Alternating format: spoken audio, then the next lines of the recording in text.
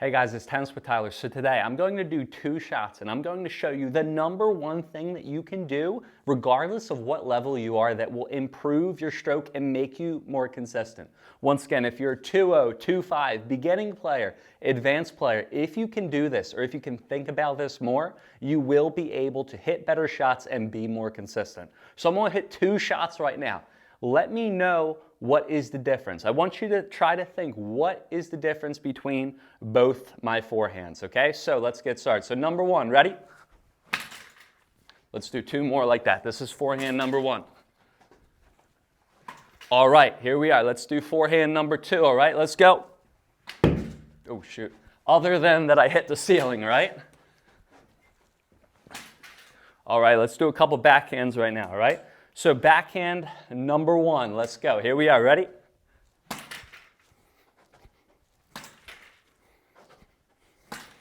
All right, here we are, backhand number 2.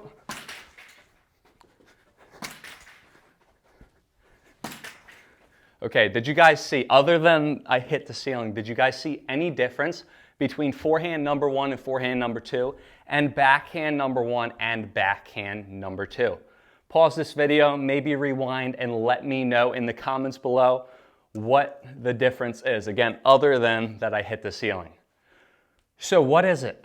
In forehand number 1 and backhand number 1, I made sure that I kept my body forward in balance. Where too many players go wrong is that they hit, right? I'll do my backhand, they'll hit and they'll fall out of their shot. They're either going to fall out of their shot because A, they have a narrow stance, right? When you have a narrow stance, you're not going to be able to get more balance, right? You're not going to be able to have much balance when your feet are so narrow. Think about if someone came and pushed me right now and my feet were super narrow, I'd fall right over, right? Not like a super push, but I'm just talking about like this type of push, right? So if my feet are narrow and you come up to me and you try to move me, I'm going to fall right over. But watch. If my feet are more wide, if I have a wider stance, I'm going to be much more balanced, all right? By widening my stance, it's going to make sure that I have a lower center of gravity. Now, if you came and tried to push me, you wouldn't be able to move me as much.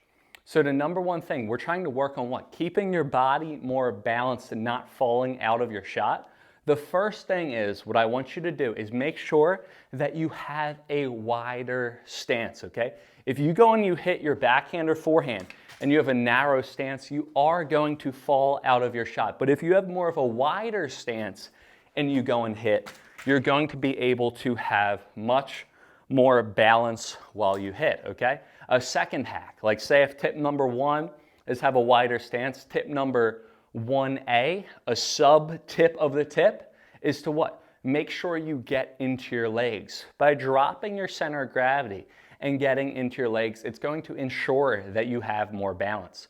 So instead of having a super narrow stance and having your legs extended, right? You're going to have a wide stance. You're going to get a little bit lower into your legs and then you're going to hit. It's going to keep you much more balanced while you hit.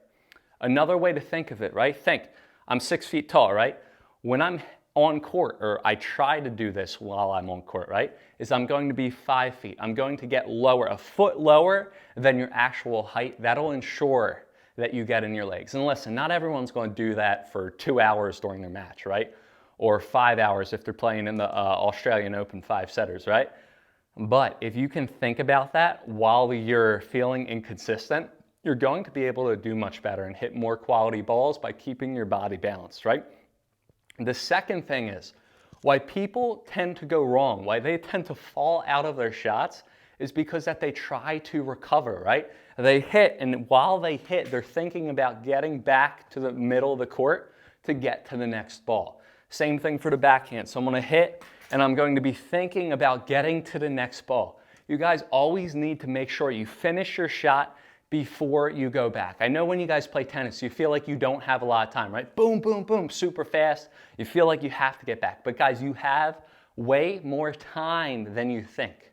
So next time you're on court, I want you to think that you're going to hit, you're going to finish your shot, and then you're going to recover back. You're not going to hit and fall out of your shot to recover, okay? Pretend you have a paparazzi right now. It's the Australian Open. You have a paparazzi. You're on center court, Rod Laver Arena. Paparazzi's right there, right? I'm gonna hit, finish, smile at the cameras, and then recover back to the court. Make sure you do that, especially if you're practicing with your coach, if you're playing with your slinger bag. I put a link to the slinger bag in your description, or if you're playing with a Topspin Pro, right? I want you to do a couple reps and just go out and hit, pause, and then go back. You're gonna go out to the ball, hit, pause, and then back. Again, I'm gonna hit, pause, and then get back to the middle of the court. Make sure you do that pause. You will be able to be more consistent, all right? You always wanna make sure that you get your body into the shot and you keep your body still. You never wanna be falling out of your shot. If you can use these 2 tips, number 1, by dropping your center of gravity, having a wider stance and more balance, and number 2, making sure that you finish your shot before you go back, you will be able to hit better balls and be more consistent on court. Guys, when friends ask you, why are you winning so many more matches and points, tell them it's because you follow Tennis with Tyler or subscribe to Tennis with Tyler. Guys, have a good one.